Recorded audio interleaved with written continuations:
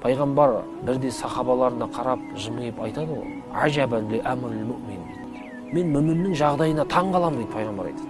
Бірақ бұл мүміннен басқа ешкімге берілмейді дейді бұндай қасиет. Ол не деген кезде, иза асабаху сарра, егер оған бір қуаныш, шаттық, рахаттық берілсе, басына келсе, Алла Тағала бір қуаныш берсе, фа шакара, фа кана хайран лаху. Ол шүкір етеді оған. Аллаға шүкір етеді мұсылман. Жеңіс, бір жетістік, қуаныш келген кезде мұсылман не істейді? Алладан біледі, шүкір етеді. Ол оған қайырлы дейді пайғамбарымыз. Иза асабаху дарра, оған бір қиындық келсе, ауыртпашылық келсе, сабара фа кана хайран лаху. Оған сабырлық танытады, ол да оған қайырлы. Көрдіңіз бе?